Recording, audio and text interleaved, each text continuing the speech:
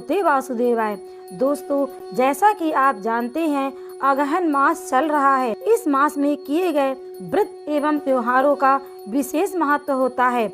इस मास में पड़ने वाले रविवार को बड़ा रविवार कहा जाता है। तो आइए सुनते हैं रविवार व्रत की कथा। रविवार व्रत की पौराणिक कथा के अनुसार प्राचीन काल में एक बुढ़िया रहती थी। वह नियमित रूप से रविवार का व्रत करती। रविवार के दिन सूर्योदय से पहले उठकर बुढ़िया स्नान आदि से निवृत्त होकर आंगन को गोबर से लीपकर स्वच्छ करती। इसके बाद वह सूर्य भगवान की पूजा करते हुए रविवार व्रत कथा सुनकर सूर्य भगवान का भोग लगाकर दिन में एक समय भोजन करती। सूर्य भगवान की अनुकंपा से बुढ़िया को किसी प्रकार की चिंता एवं कष्ट नहीं था। धीरे धीरे उसका घर धन धान्य से भर रहा था। उस बुढ़िया को सुखी होते देख उसकी पड़ोसन उससे जलने लगी। बुढ़िया ने कोई गाय नहीं पाल रखी थी, अतः वह अपनी पड़ोसन के आंगन में बंधी गाय का गोबर लाती थी। पड़ोसन ने कुछ सोचकर अपनी गाय को घर के भीतर बांध दिया। रविवार को गोबर न मिलने से बुढ़िया अपना आंगन लीप ना सकी। आंगन न लीप पाने के कारण उस बुढ़िया ने सूर्य भगवान को भोग नहीं लगाया और उस दिन स्वयं भी भोजन नहीं किया। सूर्यास्त होने पर बुढ़िया भूखी प्यासी सो गई।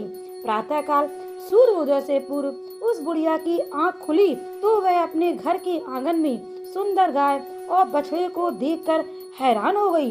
गाय को आंगन में बांधकर उसने जल्दी से उसे चारा लाकर खिलाया।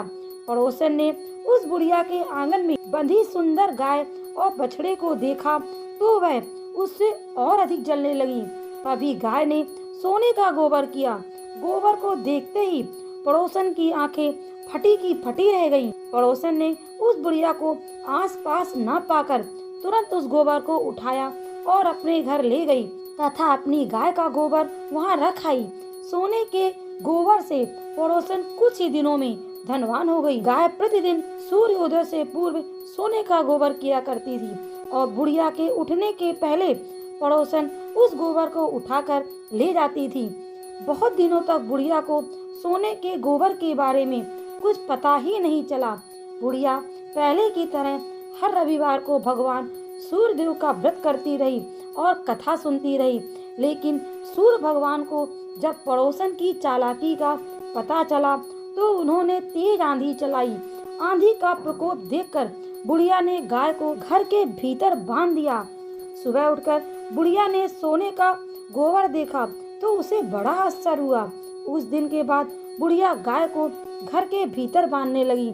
सोने के गोबर से बुढ़िया कुछ ही दिनों में बहुत धनी हो गई। उस बुढ़िया के धनी होने से पड़ोसन बुरी तरह जल भुनकर राख हो गई और उसने अपने पति को समझा बुझाकर उसे नगर के राजा के पास भेज दिया। सुंदर गाय को देखकर राजा बहुत खुश हुआ। सुबह जब राजा ने सोने का गोबर देखा तो उसके आश्चर्य का ठिकाना न रहा। उधर सूर्य भगवान को भूखी प्यासी बुढ़िया को इस तरह प्रार्थना करते देख उस पर बहुत करुणा आई।